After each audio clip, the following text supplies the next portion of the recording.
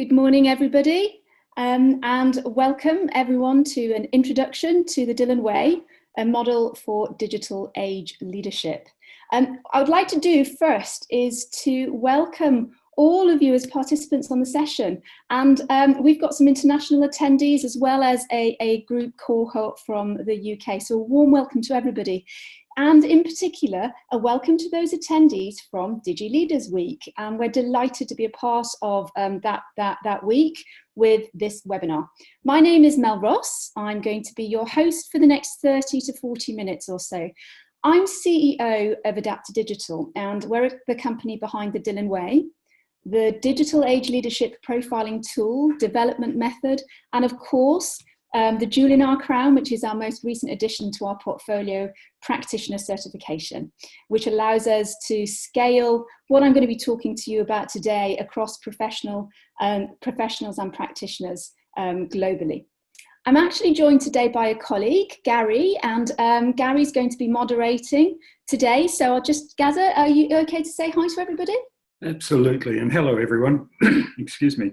I will be moderating and we'll be answering your questions at the end of this webinar, unless there's something I can answer quickly without interrupting Mel. So my suggestion is sit back and enjoy. Mel. Excellent, thanks a lot, guys, that's brilliant. Right, let's get cracking. So what I'm going to try and go through today is just some ground rules and then take you through agenda. So just before I begin, the webinar will be recorded. So please do take a note of the contact details at the end. So if you'd like a copy of the recording to be sent to you, we'll do that for you. And of course, just to comply with GDPR, please don't worry, any questions that you put through to Gary, we will keep them anonymous, so we won't share any personal information. So today, what are we going to cover? We want to really cover three things. We're going to talk about the Dylan Way model. We're going to talk about the profile of a digital age leader with some background to the profiling tool, and those two things together, which form the basic focus of certification as a practitioner or professional. So this is an introductory webinar. I just want to let you know. So I'm going to have to keep it light touch in some areas. So really welcome any interest in terms of further depth. So please let us know anything there. Okay. Those of you that are familiar with the concept of design thinking or human-centered design will know that the most effective journeys always start with identifying need, problem, or opportunity. So before I head straight into the word of Dylan, I think it makes sense for us just to clarify what we believe that wicked problem here. From there, what I want to do is then share with you our version of the truth, which really means the beliefs and values that Adapt Digital and the team here support, and how we ideate around that wicked problem. And then from there, I'll look into the model to give you some clarity around that. What you can see in front of you now is a cluster of data and ideas that on their own absolutely articulate real challenges that we have around work, transformation, and leadership. But the magic for us is when we put them together and start to see that real wicked problem emerge. So let's look at them all. First, on the top right, you see a graph. Now, we call this a graph of change, and it's something we use a lot in leadership group conversations to help people understand that business case for change. The slide focuses on four key areas. The first two you will see is technology and data. Now, these two are quite self-explanatory in as much as data is all about the speed and pace at which things are maturing and appearing in our lives, and data, for me personally, I think the importance of data at an individual level is gravely lacking, and data literacy is something that we are absolutely committed to as a company, far more than digital literacy, to be fair, but more on that later. The point here is this: data is no longer just about statistics, quantitative data, and something which is static. No, it's about semantic, behaviors, qualitative, it's constant and exponential. It's a bit, for me, data like saying water, water everywhere, but not a drop to drink, you know, the increasing amounts of data around us, extracting meaning, giving access to informed data for better decision making. That's our challenge, but it's also our opportunity. The third line and the fourth line are what we really want to talk about. The third is audience, and it represents, for us as individuals, either at work or at home, choice and expectation. And it's something that's been increasing for us as human beings since the post-war years. What we can do with a simple mobile device and internet access now is an amazing in comparison to what we could do even just 2 years ago. And to be fair, even myself, I'm constantly amazed. Last week, I created my own chatbot. It took me just 2 hours. I'm totally reliant now in terms of Evie, who is my virtual assistant, because those of you that know me know that my diary schedule looks like last night's pizza. It's really increasingly obvious to us now that we know that startups and the concept of disruption is enabled at an individual level. But look at that fourth line that represents business and leadership. Now, bearing in mind that this is a generalized view of how business models and leadership has shifted, or should I say kept pace with the other three, the point is this: it illustrates that there is a disconnection between the pace of those two. So transformation or digital transformation imperative that probably all of us are aware of, if not involved in, is about catch up more than what it probably should be, which is innovation. Let's look at the top right-hand side. Many of you will be familiar with the work of Simon Sinek, his work around the Golden Circle, more recent work around millennial mindset, and also he's doing a lot of research around the leadership phenomenon. This visual is what really interests me and contributes to our wicked problem. What you see is a summary of the research into how businesses grow and evolve, and the work that he did basically shows this. It maps focus and priority of purpose against profitability. Now, if there are any public servants on the webinar today, instead of profitability, just rip and replace that with maybe savings or budgetary requirements. But what Simon and his team noticed is this: when the business started off, the founder or the CEO or the leader had clarity of vision, and the idea and purpose was central to everything. So people gravitate to that. There's clarity around it. There's a sense of purpose. So the heart of the working environment's healthy. Culture's light. Leadership focuses on maintaining that purpose. Then something happens, which is what he calls the great split. Mindset of the business starts to shift towards financials being the driving force. And suddenly, everything we just talked about starts to fade. The healthy environment, culture, job satisfaction, attrition, agility, change, and most importantly, leadership. That shifts from true leadership to what you can see there, authority, which is basically about telling us and directing us what targets should we meet, what goals do we need to reach, what numbers do we need to achieve. I really like this image, because those of you that are familiar with any of the research that exists around mindset, preferences, and values of the younger and emerging workforce will know that they're heavily bound to the set of values that favour purpose and agility. Most important, present, participatory, and people-focused leadership. So we need to bring that back, and that really is, where that wicked problem is starting to give clarity to us. Now, those two quotes that you see underneath those two illustrations speak to the obsession of the day for us all as business and governments and private industry. Digital transformation, right? Its presence, its meaning, its success, it's constantly in debate. But what you see on the right-hand side, that quote by Michael Gales in a famous interview that he gave to Forbes magazine, is that, this is not about technology. It's a people story. It's a people opportunity, equally a people challenge. So all of this melting pot around pace and change and definition is underpinned by one single catalyst for us. And that, of course, is leadership. Now what I want to do is talk to you a little bit about an elephant that's emerging in the room, even though we understand that wicked problem around leadership. And that elephant is what you can see here. Digital leadership versus digital age leadership.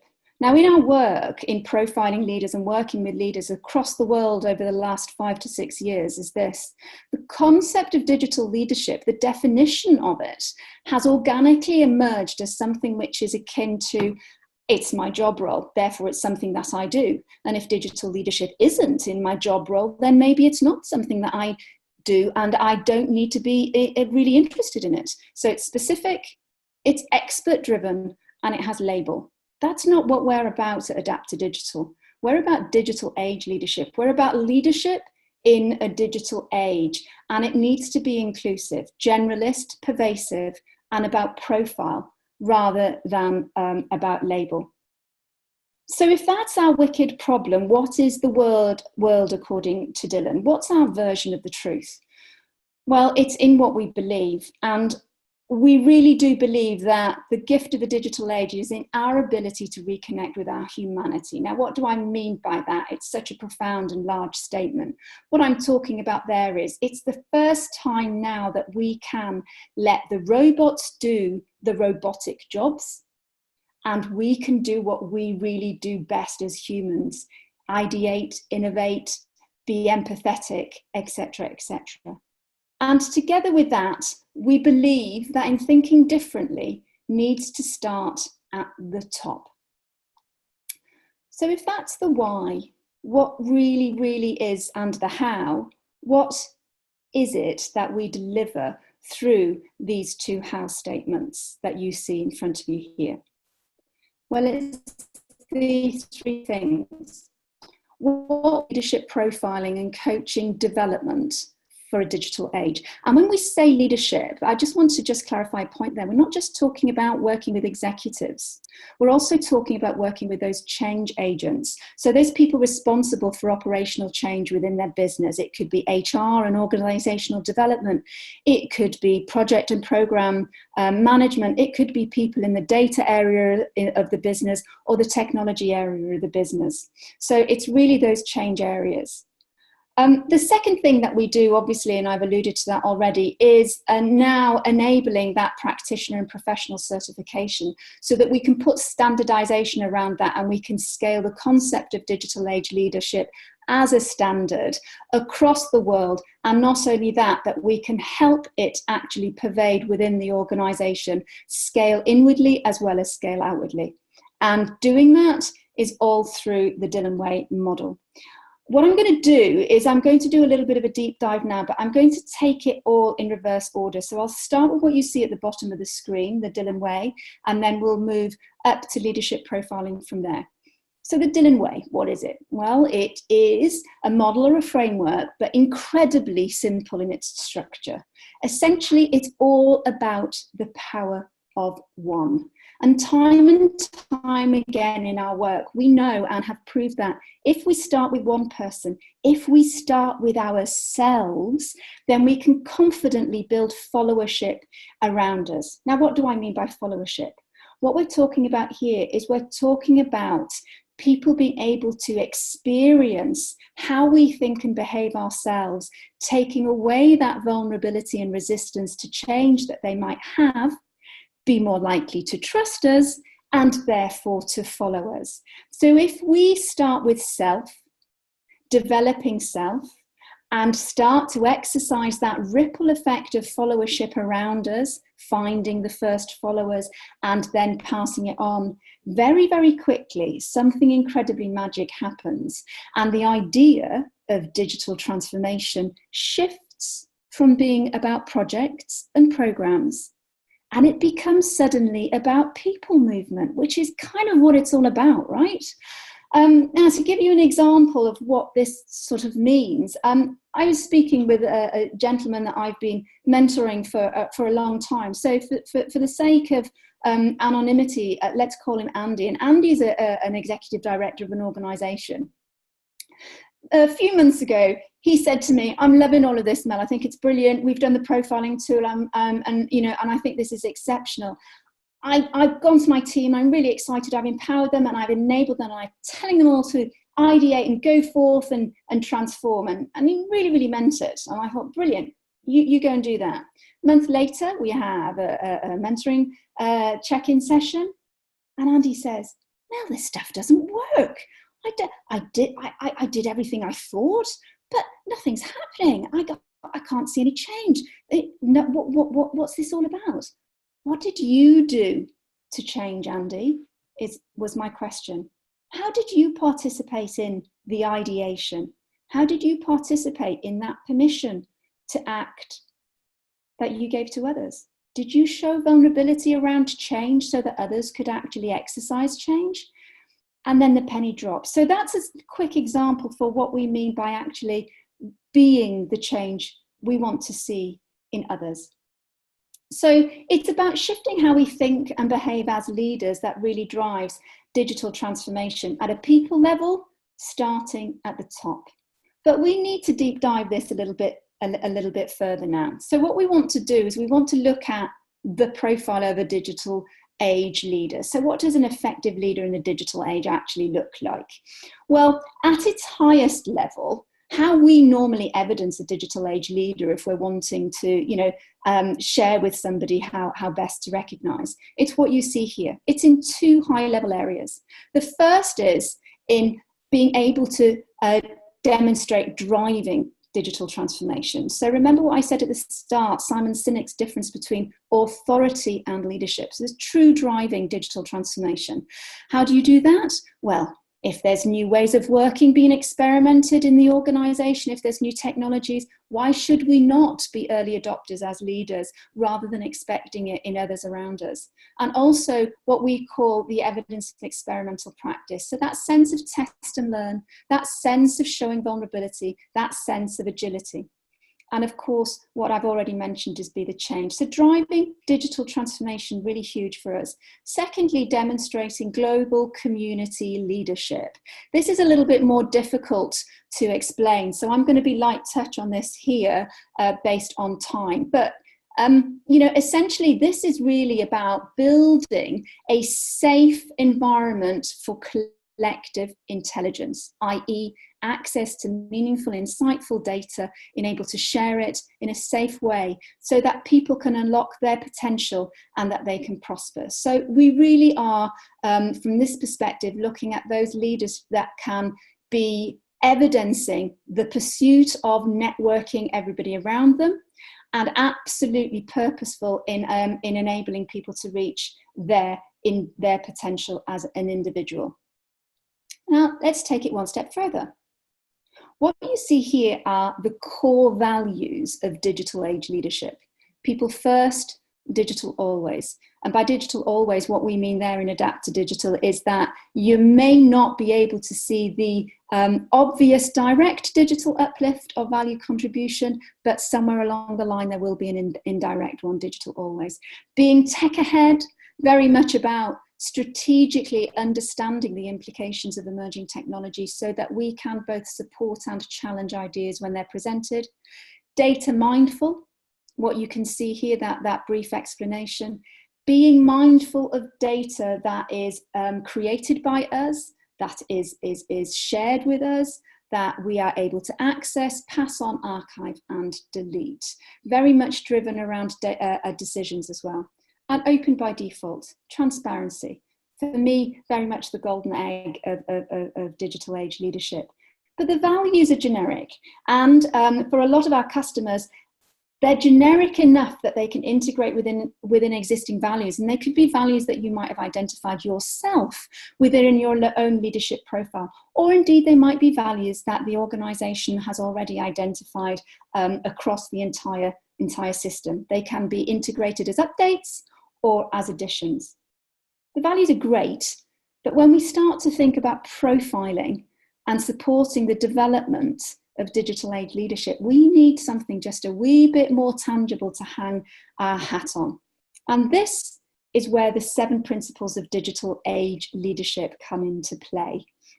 And this really is the heart of the Dillon Way and denotes the uniqueness of the profiling tool that we use. Now, the key thing here is that the 7 principles themselves are static in number, but they are dynamic in definition, and that actually also drives a minimum of 2 releases a year with regards to our products and services, so that they are always keeping pace in change.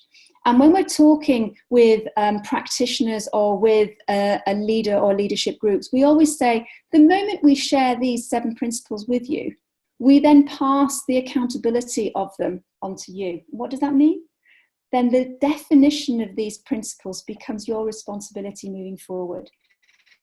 So, for example, a group of leaders might visit and just sit down and have a workshop and think, how do these principles actually, how have they changed in definition in terms of everything that has changed around us in the last maybe 3 or 4 months?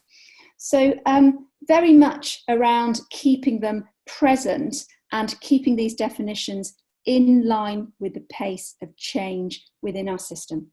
On the right-hand side, what you see is a mindset. Now, the mindset element against each one of these principles is really important, because digital age leadership and the development thereof is really defined by how we change the way we think and behave first, rather than just being knowledge-based. So as an example, 2 months ago, I presented at a financial conference, and the morning of the conference was fantastic. There was loads of emerging technology shared with this group of 800 delegates, and they had artificial intelligence and virtual reality and some fantastic emerging technologies that were shared with them. And they were really, really pumped up. In the afternoon, they had me. And what I said to them is, I'll ask you one question. So they had their little mobile app with them to answer a poll. With all of that wonderful knowledge and insight that you've gained this morning, how are you going to take that back into your organization? So we gave them some choices. And the choice that came back as the single highest chosen option was that they were going to take that knowledge and information back into the organization to show and tell, to share with their immediate teams, and also use that information to make better decisions themselves. My answer was, you're all wrong. What you ought to be doing as leaders is to take that knowledge and insight and think first about how that might change the way that I think and the way that I behave, and try to take that changed mindset and behavior back into the organization. So the profiling tool as an online self-assessment against these principles is what measures that mindset and behavior preference. But what do we measure it against? And this slide here shows you how we measure those 7 principles. These are what we call journey stages. Now, the reason why we call them journey stages is because it's not something that is linear. At a level 3, for example, you do not release level 1 and level 2. It's accumulative, so that when we get to level 6 and level 7 as a digital age leader, we are able to evidence ourselves as level 1 through to 5 accumulatively. Now, as an output of profiling, what we do is we uncover strength indicators as well as development-based indicators. Why? Because it's more than having a focus on growth mindset. It's also about demonstrating to a leader that even in a world that's changing at pace around us, we all have strength-based attributes that have immediate value, contribution, and purpose. So given the importance of leadership as that enabling catalyst for digital transformation, you can hopefully start to see now how and why we place so much focus on identifying a start point for self through profiling. Because as individuals and leaders, we need to recognize our personal challenges and opportunities, i.e. our personal wicked problem and opportunity, within the complexity of what's happening in a digital age. Now, what I'd like to do now is just share a quick video with you, because I think a video can do a much better job than I in giving a little bit of background and context to the profiling tool. So I'll leave you with this video. It's just a minute long.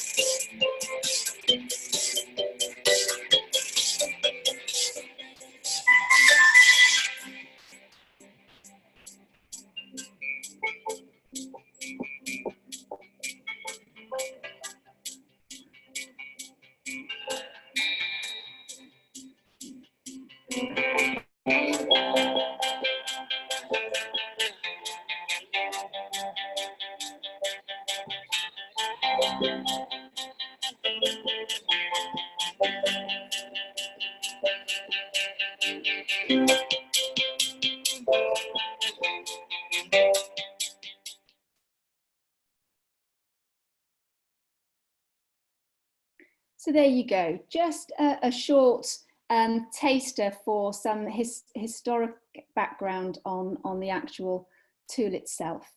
And we're really excited because the Dylan Way as a model and the success of the profiling tool to create a standard framework for digital age leadership and the development thereof has allowed us to launch the certification program. And the certification program itself at a practitioner and a professional level is self-directed, it's online, but the big thing for us is that it helps us build a global community of practice around digital age leadership. So that catalyst to drive success in digital transformation, shifting it into a people movement, is something that we can do collectively rather than just singularly as an organisation. So with regards to digital age leadership and its development, what are some of the outcomes that we can expect to see?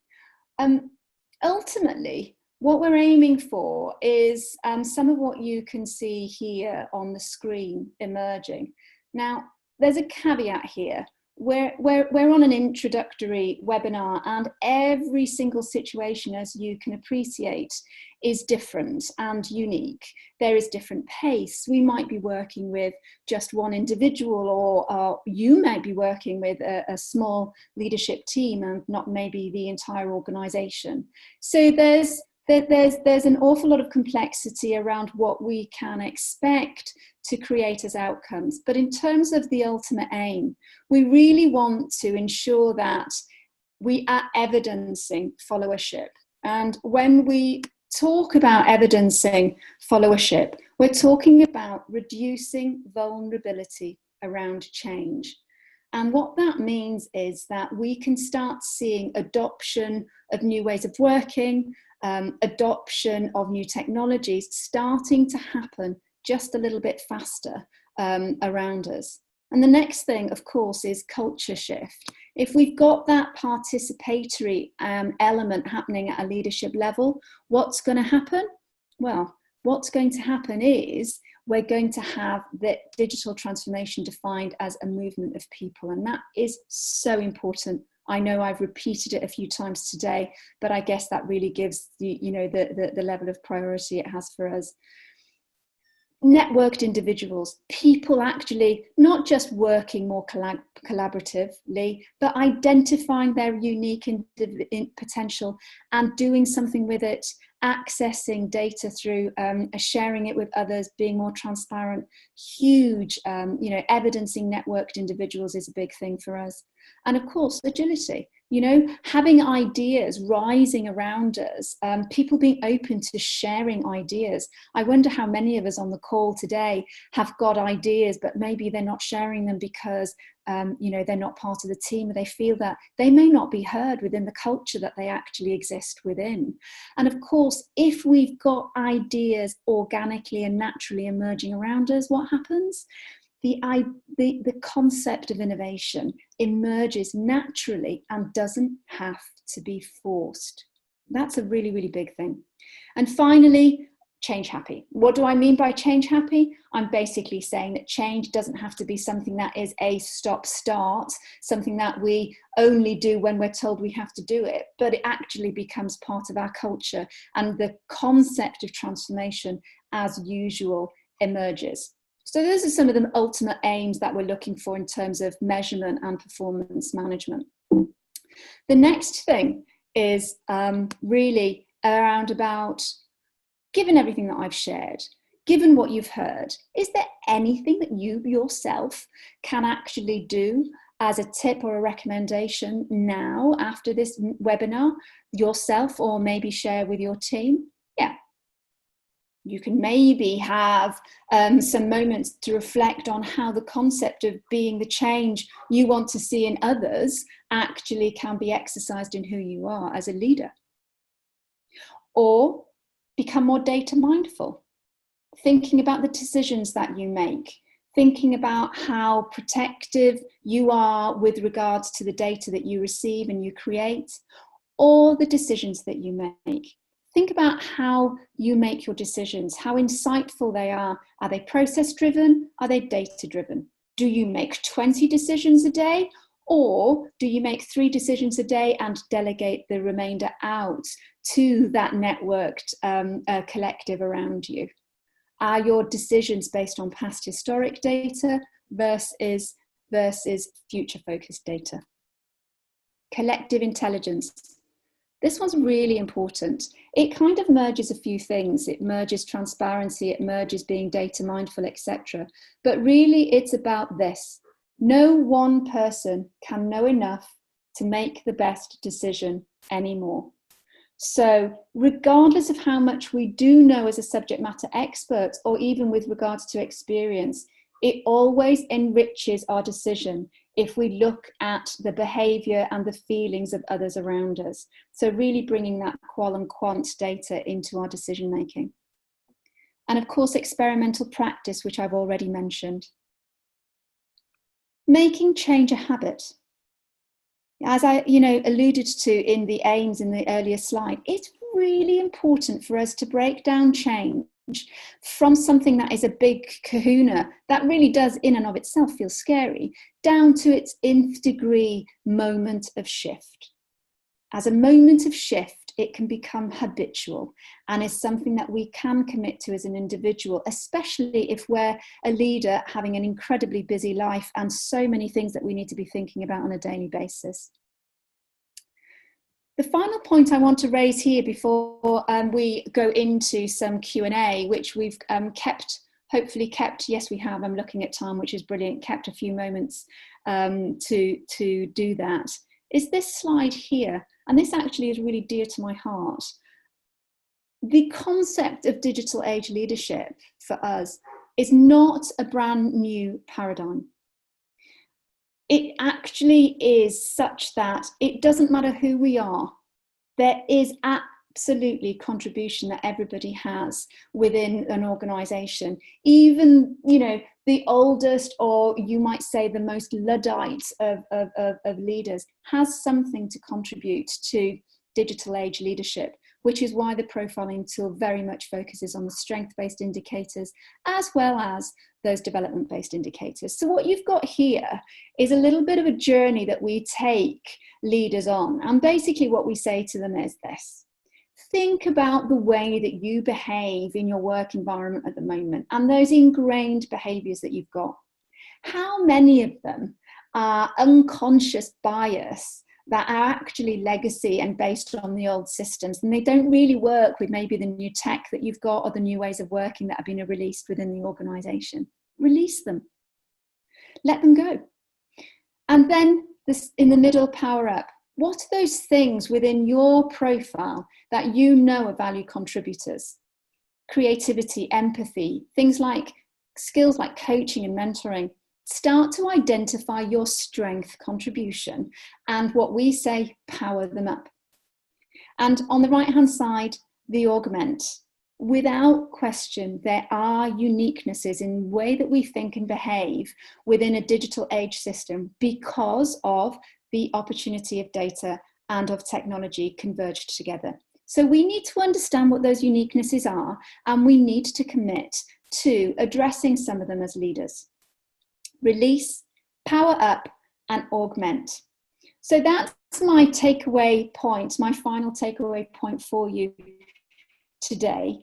That's the end of the presentation. And what I wanted to do is just to share with you some ways to engage if you would like some further information. So, and by the way, I don't want to be too prescriptive about this. So, please, take a picture or do be in touch with either myself for the Dillon Way in terms of the model and the academics around that, Gary in terms of practitioner, and if you'd like a recording of the webinar or some further materials on who we are and what we do, then please reach out to Mo, who is our manager of customer value, and she'd more than happily send some information to you. So what I'd like to do now is we've got a few minutes left at the end of the webinar. So first things first. Thank you so much for joining us. Thank you so much for listening. I hope that we have shared some value and have been thought-provoking in some way, shape or form. I love this quote that you see in front of you here, do one thing every day that scares you. And if it's nothing else, then please let it be sharing through social anything that you've heard today that you think is really, really, really valuable. I've got the Twitter handles there for the organisation and myself, but also you can see that there's a hashtag for DL Week at the bottom if you'd like to share some snippets. So I'm just going to just check in with Gary, my colleague here, and just ask Gary, how are we doing? Are there any questions that anybody would like to raise with us just before we just bring the webinar to a close? I have one question that's been asked here, Mel. In terms of the certification process, can you explain how long that takes, what's involved with the practitioner certification process? Yeah, absolutely. So to become a practitioner in the Dillon Way and therefore to be a role model digital age leader yourself, and you to be have the capability to deploy and use the tools, is an online self-directed learning journey, and it takes probably around about 15 hours. And it's through, as I say, that online platform. There is assessment criteria at the end, obviously, to achieve that professional certification. That's in the form of a test and also independent coaching assessment. As a coach yourself in terms of a practitioner coach.